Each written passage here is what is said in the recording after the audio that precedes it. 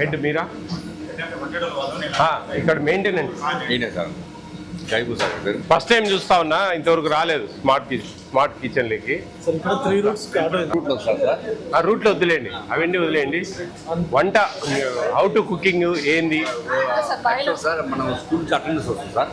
ఒక యాప్ ఉంది సార్, మన మెనూనే ఫాలో అవుతా ఉన్నాం. మన మెనూ డొక్కా సీతమ్మ మెనూనే ఫాలో అవుతాం, సేమ్ మెనూ.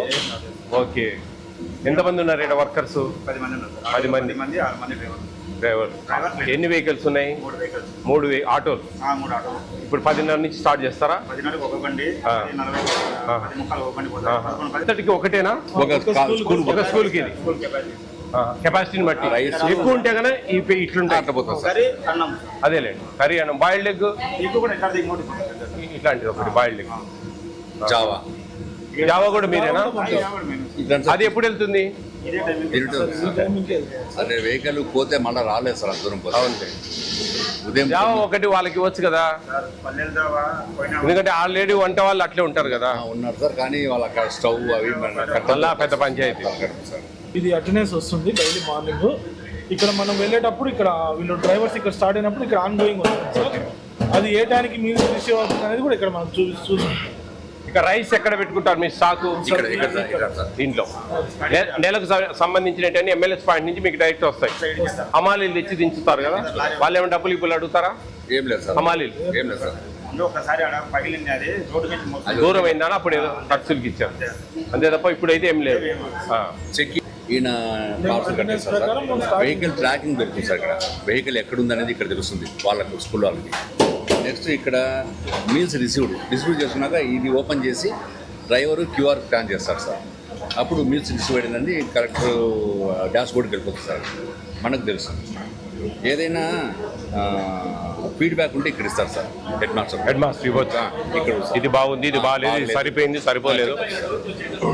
మనకు వీళ్ళ ప్రకారం వీళ్ళకు ఈ రైస్ వాళ్ళ గ్రామ్స్ ప్రకారమే వెళ్తాయా? అంతే సార్, అదే సార్. ఇక్కడ 1 to 15 మంది. అది ఓకే. దీన్ని క్యాలిక్యులేట్ చేసుకొని వీళ్ళు ప్యాకింగ్ చేస్తారు, క్యారియర్ కడతారు. హెడ్ మాస్టర్ ఇక్కడ అప్లోడ్ చేస్తాడా లేదా మీకు ఫోన్ చేస్తాం? ఇక్కడ అప్లోడ్ చేస్తాం, అంతా ఆన్లైన్ లోనే. మీరు అది చూసుకొని ప్రిపేర్ చేస్తారు, ఈ షీట్ ప్రిపేర్ చేసి వీళ్ళకి ఇస్తారు. ఎన్ని గంటలకల్లా ఇచ్చేస్తారు వీళ్ళకి? అంటే మనకు మామూలుగా 6:30 కుకింగ్ స్టార్ట్ అవుతుంది, 9:30కి రిపోర్ట్ వస్తుంది సార్. అంటే రైస్ ఇప్పుడు కూడా చేస్తున్నారు కదా, కాబట్టి ఒక లెవెల్లో చేసుకుంటా పోతారు. ఆ స్ట్రెంత్ని బట్టి ఎంత వేసుకోవాలో లాస్ట్ లో చూసుకుంటారు. మీకు 9:30 కల్లా వస్తుందా షీటు? మీకు రిటర్న్ ఏమన్నా మిగులుతా ఉన్నాయా స్కూల్స్లో? అక్కడ తీసేసుకుంటారు మిగిలితే. సరిపోవడం అయితే నో ప్రాబ్లం. అదేదైనా ఉంటే ముందు వీళ్ళకి ఇంటిమేషన్ కొంచెం సరిపోవడం లేదని ఏదన్నా. పప్పు చేస్తారు కదా, అది తిరగమాత ఎట్లేస్తారు?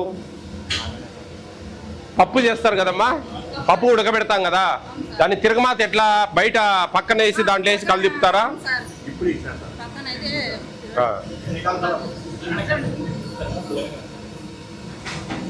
ఈరోజు సాంబారా పప్పా? పప్పు చారా? పప్పు బాగా ఉడుకుతుందమ్మా?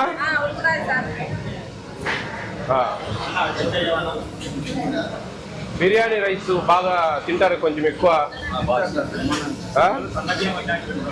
అవును, జూన్ నుంచి వచ్చాయి కదా సన్న బియ్యం. అదేంటి లాస్ట్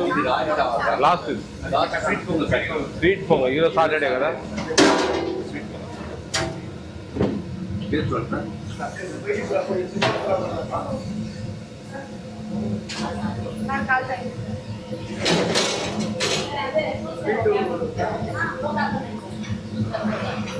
వాళ్ళు రైస్లోనే స్వీట్ పొంగలా ఇది? రైస్లోనేనా?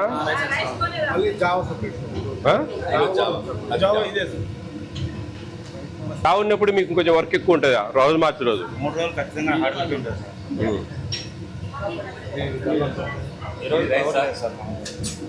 ఓకే, రైస్ సూపర్గా ఉంది, ఇబ్బంది. రైస్ చాలా బాగుంది. 4 ఒకటేసారి వేస్తారు సార్, 15 నిమిషాలకు ఒకటి, 15 నిమిషాలకు ఒకటి అవుతుంది సార్. అంతా సరేసులు పోసుకొని ఉడకబెట్టేదే కదా? అవును సార్, కాకపోతే కొద్దిగా ఇడ్చాలి సార్. మొత్తము ముద్ద అయింది సార్, అక్కడ కూడా ఫెయిల్ అయినా సార్. ఒక దాదాపు 10 ప్యాకెట్లు గ్రైండింగ్ అంతా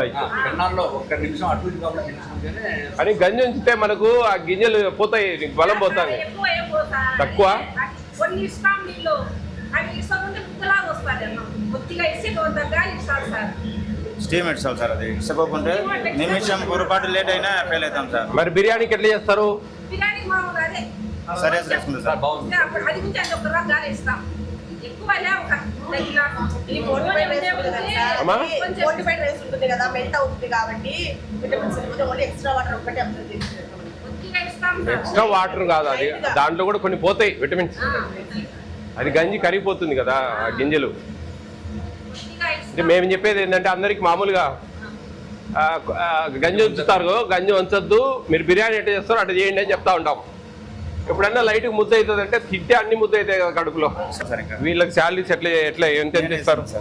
మీరే ఇచ్చుకోవాలా? నేనే సార్ ప్రతిదీ ఆటో డ్రైవర్ కానీ ₹9.69 లేదా పెంచారు? ఆ పెంచితే 8.55 ఉంది సార్, అది చూపించింది. ₹9.69 అయింది. తెలుసు సార్. అది ఇంకా 10.5 అవుతుంది, మళ్ళీ 10-30 చేస్తా ఉన్నారు. సెంట్రల్ గవర్నమెంట్ కలపలే ఇంకా. నాకు ఒక స్మాల్ రిక్వెస్ట్ సార్, పండ్లకు ట్రాన్స్పోర్ట్ లేదు సార్, 5 నెలల నుంచి తిప్పుతున్నా ఏదో మాట ఏం చెప్తారు మీరు?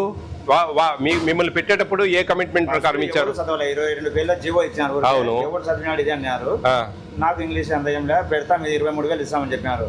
బిల్లు అడిగే టైంకి దీంట్లో లేదని అన్నారు. కానీ మేము ఇక్కడ మా ఎమ్మెల్యే ద్వారా ఎన్నికి పోనీకి లేదు, నాకు అన్నీ ఉండాలా చేయాల్సిందే అన్నారు. ఇది అట్లా పోతున్నాం సార్. సార్ ఇక్కడ పర్ హెడ్ 3 బండ్లు సార్ నాకు చెప్పండి సార్. ఈ మెటీరియల్ అంతా ప్రభుత్వం కొనిచ్చింది. చెప్పండి. 3 బండ్లు సార్ గ్యాస్ మీరే కదా?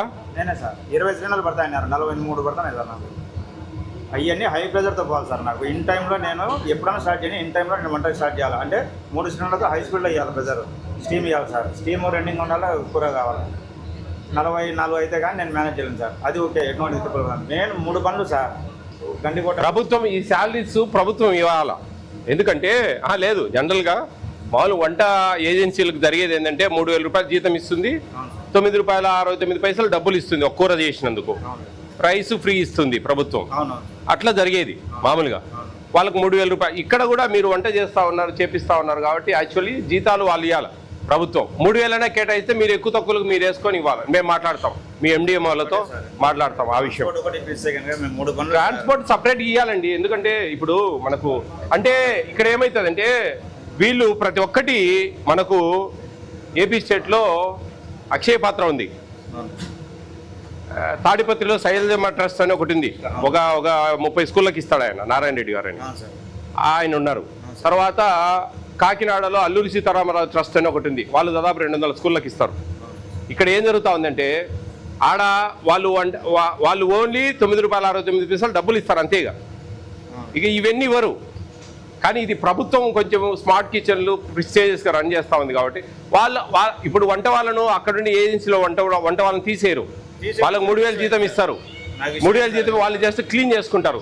అక్కడ తాడిపత్రిలో ఏం జరుగుతూ ఉందంటే అక్కడుండే వంట వాళ్ళు స్కూళ్ళల్లో ఉండే వాళ్ళు ఆయన దగ్గరికి వస్తారు, ఆయన పని చేస్తారు ఆయన దగ్గర. వంట వరకు వాళ్ళు వచ్చి చేయాల్సిందే. ఆయన పైన ఉండి అన్ని చూసుకోవడము, చేపించుకోవడము, అన్ని సరుకులన్నీ రెడీ చేసుకోవడము, ఆటో ఛార్జెస్ ఆయనే పెట్టుకొని పంపిస్తారు. కానీ వంట ఛార్జెస్ ఆడ పనిచేసే వంట వాళ్ళు వస్తారు, వాళ్ళే ఆటో మడిపోయి ఆడ దిగి వడ్డించుకొని కడిగించుకొని అన్ని తెచ్చి ఆయనకి హ్యాండ్ ఓవర్ చేసిపోతారు. అట్లా అనమాట. ఈడ మీరేం జరుగుతా ఉందంటే వంట వాళ్ళది మీరే చేసుకుంటా ఉన్నారు. ట్రాన్స్పోర్ట్ అంటే తప్పదు, ట్రాన్స్పోర్ట్ ఇవ్వరు వాస్తవం. అంటే వాళ్ళకి ఇవ్వడంలే. అక్షయ పాత్ర ఈ ట్రస్ట్లు నడిపే వాళ్ళకు ఎవరికి ట్రాన్స్పోర్ట్ ఛార్జెస్ ఇవ్వరు, మీకు కూడా ఇవ్వరు. నా నాలెడ్జి నాకున్నే ఇన్ఫర్మేషన్. మీ జీవో 22 పేర్లు జీవో చదివితే నాకు కొన్ని అర్థమవుతాయి వాస్తవం. ఈ వంట వాళ్ళకు మటుకు ఖచ్చితంగా ప్రభుత్వం వాళ్ళే ఇవ్వాలి. అంటే అక్కడ వాళ్ళని ఇక్కడ షిఫ్ట్ చేయాలా. అది ఎట్లనో మీరు కొన్ని క్లారిటీ తీసుకోండి. ఆ 22 పేపర్ల జీవో నువ్వు తెలుగులో కన్వర్ట్ చేసుకొని చదువు ఒకసారి. చదివితే కొంచెం జాగ్రత్త చేసుకోండి. ఏంటంటే ఏదైనా ₹10 నీకు మిగలాలా, ఇంత కష్టపడి ఇంత చేసినావు. నువ్వు నష్టపోయి వ్యాపారం చేయడం, నువ్వేం సేవ చేయడం లే కదా. ఉంటుంది సేవ ఈ అన్నంలో, మంచిగా చేపించడము అంతవరకు సేవ. అంతేగాని సొంత డబ్బులు పెట్టి నీకు కూడా బతుకుతెరువు అనేది ఉండాలి కదా. అంతో ఇంతో ఇదంతా చూడడము, మెయింటైన్ చేయడము, వాళ్ళ బిల్లులు వచ్చినా రాకుండా వాళ్ళకి జీతాలు ఇవ్వాలా, ఆ ఆటోలకు డీజిల్ పోయాలా, 3 ఆటోలు మెయింటైన్ చేయాలా, వాటి డబ్బులు ఏంది వాడరాడు, ఆ అటెండరు, ఒక డ్రైవరు, వాళ్ళకి నెల జీతాలు ఇవ్వాలా. ఇదంతా కొంచెం బర్డన్దే యాక్చువల్గా ఆలోచిస్తే మటుకు. కానీ కొంచెం సపోర్ట్ చేయాలా గవర్నమెంట్ కూడా. ఇంతమంది ఎవరు వచ్చినా రిక్వెస్ట్ చేస్తున్నా, చెప్తాం చూద్దామనే పోతుంది. నేను ఎండిఎంలో ఈ విషయాలు డిస్కస్ చేస్తా.